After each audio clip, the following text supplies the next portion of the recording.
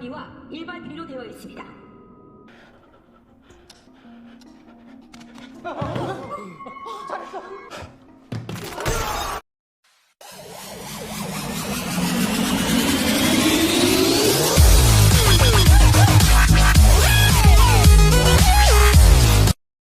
Squid Game. Nah, di part kali ini kita akan mengetahui dalang di balik permainan mengerikan sebelumnya dan juga siapa peserta yang berhasil lolos dan mendapatkan hadiah sebesar 45,6 miliar won. Tapi sebelum ke alur ceritanya, jangan lupa untuk like, komen, subscribe, dan nyalakan loncengnya ya. Tanpa berlama-lama lagi, yuk langsung aja kita ke alur ceritanya. Film diawali dengan diperlihatkan keadaan setelah permainan kelereng selesai. Para peserta yang kembali ke base camp sangat terkejut karena ternyata Miryong tidak dieliminasi dan masih selamat. Di sisi lain, frontman juga masih khawatir karena belum bisa menemukan penyusup di dalam arena permainan. Padahal sebentar lagi para investor VIP akan datang berkunjung. Oleh sebab itu, ia tetap meminta para panitia untuk selalu waspada dan terus mencari si penyusup tersebut. Keesokan harinya, para tamu VIP pun tiba dan disambut langsung oleh frontman. Sama seperti frontman dan yang lainnya, para tamu VIP juga menggunakan topeng untuk menyembunyikan identitas mereka. Saat itu, frontman mewakili tuan rumah untuk menyambut dan melayani para tamu VIP karena tuan rumah masih memiliki urusan yang lain. Para VIP inilah yang menginvestasikan uang mereka sebagai taruhan dalam permainan-permainan sebelumnya. Sekarang mereka berkunjung untuk menyaksikan secara langsung para pemain di sana. Setelah itu, Junho yang masih bersembunyi memutuskan untuk merampas kostum lainnya agar ia bisa lebih dekat dengan tamu VIP sekaligus mengambil beberapa video sebagai bukti.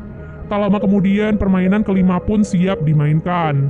Sebelum memulai permainan, para peserta pun diminta untuk memilih rompi yang bertuliskan nomor 1 sampai 16. Pemilihan rompi itu akan menentukan nasib mereka pada permainan kali ini. Para peserta yang ketakutan segera mengambil nomor-nomor tengah karena merasa nomor itu pasti aman. Sampai saat giliran Gi-hun, nomor yang tersisa adalah nomor 1 dan 16. Awalnya Gi-hun ingin mengambil nomor 1, namun peserta lain memohon kepadanya karena ia terlalu takut untuk menjadi peserta terakhir. Alhasil Gi-hun pun mengalah dan membiarkan peserta itu untuk mengambil nomor pertama. Setelah pemilihan nomor, mereka pun dihadapkan pada sebuah jembatan kaca. Dalam waktu 15 menit, setiap pemain harus melewati jembatan kaca itu sesuai dengan urutan mereka. Nah, jembatan kaca itu terbuat dari dua jenis kaca yang berbeda. Itu artinya jika salah melangkah, maka mereka akan langsung jatuh dan tewas. Menjadi pemain awal adalah tugas yang paling berat, karena jika mereka salah melangkah, maka pemain di belakang mereka bisa aman karena memilih kaca yang benar. Namun menjadi pemain terakhir juga tidak mudah, karena ia harus berpacu dengan waktu yang terus berjalan. Singkat cerita, permainan kelima pun dimulai. Satu persatu pemain pun mulai memberanikan diri untuk melompati jembatan kaca tersebut. Tak sedikit dari mereka gagal memilih kaca yang benar dan jatuh begitu saja. Dengan waktu yang terus berjalan, para pemain pun menjadi tidak sabar dan memutuskan untuk mendorong pemain di depan mereka. Sampai akhirnya Doksu pun sampai di posisi terdepan. Tentu saja tidak ada yang berani melawannya apalagi mendorongnya. Doksu bersikeras bahwa ia akan tetap berada di posisinya agar tidak ada peserta yang lolos dari permainan tersebut. Miryong yang kesal lantas melompat ke arahnya dan memegang erat tubuh Doksu. Ia pun mengorbankan dirinya sendiri dengan membawa Doksu jatuh bersamanya. Setelah beberapa pemain jatuh dan tewas, kini tersisa 4 pemain saja. Seorang pemain di posisi terdepan ternyata merupakan seorang pekerja di pabrik kaca. Oleh sebab itu, ia pun bisa membedakan kaca yang kuat dan kaca biasa. Dengan kemampuannya itu, ia pun berhasil membawa Sang-woo, Sebyok, dan Gi-hun yang ada di belakangnya dengan selamat. Namun saat di langkah terakhirnya, frontman yang mengetahui hal itu sengaja mematikan lampu agar mereka menjadi kesulitan untuk menemukan kaca yang benar. Hal itu pun membuat pemain itu mengulur waktu terlalu banyak. Alhasil, Sang-woo pun menunjukkan jati dirinya yang sebenarnya. Ia tega mendorong pemain itu, padahal berkat pemain itu mereka bisa maju dengan selamat. Tepat di detik-detik terakhir, Sang-woo, Sebyok, dan Gi-hun pun segera berlari sebelum akhirnya jembatan kaca itu pun dihancurkan sehingga kaca-kaca itu pun terbang dan menggores beberapa bagian tubuh mereka. Dari ruangan berbeda, para tamu VIP sepertinya cukup puas dengan hasil permainan kali ini. Junho yang berada di sana masih sibuk melayani mereka. Kemudian seorang tamu VIP sepertinya tertarik kepada Junho dan menyuruhnya untuk duduk di dekatnya. Setelah itu, tamu VIP itu pun membawa Junho ke ruangan lain. Junho yang merasa direndahkan akhirnya marah dan menodongkan pistolnya pada tamu VIP tersebut. Junho kemudian meminta tamu VIP itu untuk memberikan informasi apapun tentang tempat permainan itu. Nah, hal itu kemudian direkam oleh Junho untuk dijadikan bukti. Setelah mendapatkan rekamannya, Junho pun menghajar tamu itu hingga pingsan dan kabur dari arena permainan itu dengan alat selam yang ada di sana. Ia pun mengerahkan beberapa anak buahnya untuk ikut mencari Junho. Tak lama kemudian, Junho pun sampai di pulau seberang. Ia ingin menghubungi ketua polisi untuk meminta bantuan, sekaligus mengirimkan bukti-bukti yang ada di handphonenya. Namun karena di sana tak bisa mendapatkan sinyal, ia pun memutuskan untuk mendaki ke tempat yang lebih tinggi. Tak lama kemudian, frontman dan anak buahnya juga sampai di sana. Mereka segera menyusuri pulau itu untuk menangkap Junho. Sayangnya sebelum ia bisa mengirim bukti dan mendapatkan bantuan, Junho pun tertangkap oleh frontman dan anak buahnya. Tak disangka sosok pria di balik topeng frontman ternyata adalah kakaknya sendiri yang selama ini ia cari. Junho pun bertanya kepada kakaknya mengenai alasannya melakukan semua ini. Namun belum sempat mendapatkan jawaban, Junho pun ditembak oleh kakaknya sendiri dan jatuh ke laut. Di tempat lainnya, Sang-woo, Se-byok, dan Gi-hun yang berhasil lolos dipersilahkan untuk mengganti pakaian mereka dan makan malam bersama. Saat mengganti pakaiannya, Se-byok terlihat pucat dengan darah yang terus mengalir dari perutnya. Rupanya pecahan kaca besar dari permainan sebelumnya telah menancap tepat di perut kirinya. Ia pun merobek seragamnya dan menutupi lukanya itu dengan seragam tersebut. Tak lama kemudian, Gi-hun dan yang lainnya pun dihidangkan makanan lezat untuk pertama kalinya. Di sana, Gi-hun dan Sang-woo melahap makanan mereka sampai habis. Sementara Se-byok yang masih kesakitan bahkan tak mampu memotong dagingnya sendiri. Setelah makan malam itu, masing-masing dari mereka pun dibekali pisau kecil. Gi-hun terlihat masih marah pada Sang-woo karena tega membunuh pemain sebelumnya. Ia pun berniat untuk membunuh Sang-woo dengan pisaunya dan memenangkan permainan itu dengan Se-byok. Setelah itu, ia pun menghampiri Se-byok dan mengajaknya untuk bekerja sama. Se-byok yang sudah semakin lemah berpesan kepada Gi-hun bahwa jika ia berhasil selamat dan lolos dari sana, ia meminta Gi-hun untuk mengurus adiknya yang saat ini berada di panti asuhan. Setelah mengatakan hal itu, Gi-hun pun baru menyadari bahwa baju Se-byok kini telah dipenuhi oleh darah. Ia pun panik dan berlari ke pintu untuk meminta bantuan. Tak lama kemudian, para panitia pun datang sambil membawa peti. Tak disangka saat Gi-hun meminta bantuan, Sang-woo ternyata telah membunuh Se-byok dengan pisaunya sendiri. Hal itu pun membuat Gi-hun merasa bersalah kepada Se-byok dan menjadi semakin marah pada Sang-woo.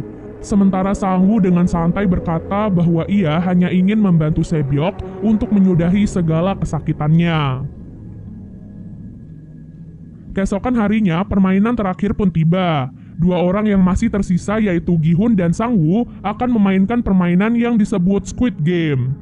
Kebetulan permainan itu adalah permainan masa kecil mereka.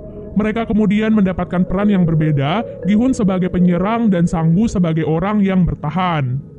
Seperti biasanya dari ruangan lain, para tamu VIP dipersilahkan untuk menonton permainan terakhir dan menjadi saksi siapa yang akan keluar sebagai pemenang. Gi-hun dan Sang-woo sama-sama membawa pisau yang kemudian mereka gunakan untuk saling menyerang. Dengan diiringi hujan, keduanya pun mulai bertarung satu sama lain. Pada satu kesempatan, Sang-woo berhasil merebut pisau dan menusuk tubuh Gi-hun beberapa kali. Namun Gi-hun tak menyerah, ia terus bangkit dan terus melawan. Usaha Gi-hun itu pun berhasil membuat Sang-woo tak berdaya. Dengan pisau yang tertancap di tangannya, Gi-hun pun mendekati tubuh Sang-woo dan berniat menikamnya. Namun tak diduga, Gi-hun tidak tega melakukan hal itu dan malah menancapkan pisaunya di samping Sang-woo. Ia memutuskan untuk tidak membunuh Sang-woo dan berjalan ke garis finish. Namun hal itu tak bisa ia lakukan. Secara mengejutkan, Gi-hun memutuskan untuk berhenti dari permainan itu. Itu artinya Gi-hun tak ingin mengambil hadiah uangnya dan memilih untuk menyelamatkan sahabatnya.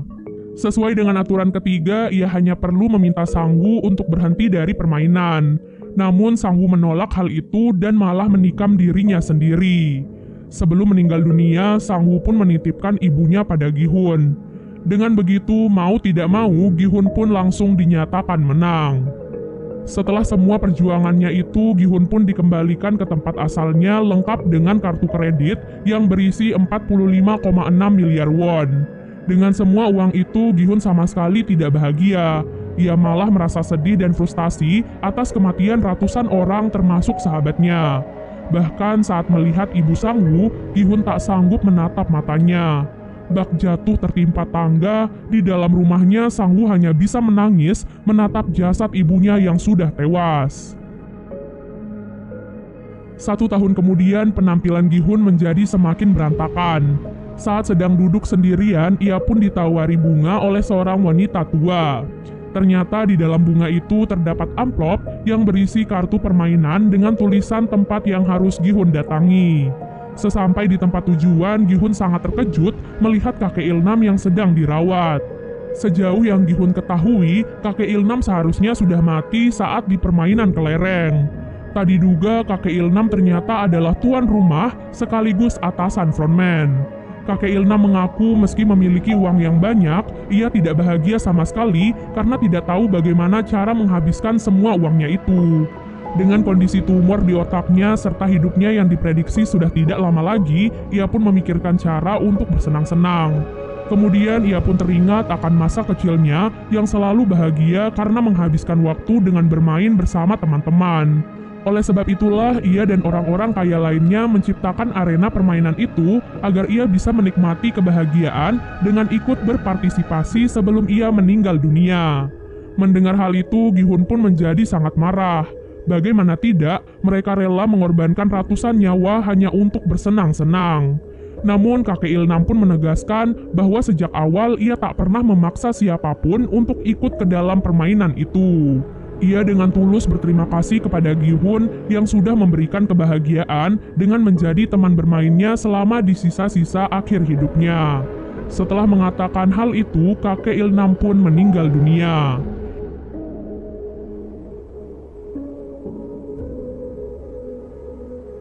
Keesokan harinya, Gi-hun pun memulai kehidupan barunya dengan damai. Ia pun menjemput adik Sebyok di panti asuhan dan menitipkan anak itu pada ibu Sang-woo. Tak lupa, ia juga meninggalkan 1 koper uang untuk mereka sebagai pelunasan janjinya pada Sebyok dan Sang-woo. Film diakhiri dengan diperlihatkan Gi-hun yang akan pergi menyusul putrinya ke Amerika. Sebelum pergi, ia melihat seorang pria misterius yang sedang bersama korban permainan selanjutnya. Setelah itu, Gi-hun pun merebut kartu tersebut dan menelpon frontman. Di sana ia berjanji kepada frontman bahwa ia akan membalas semua perbuatan busuk mereka bagaimanapun caranya. Dan film pun selesai.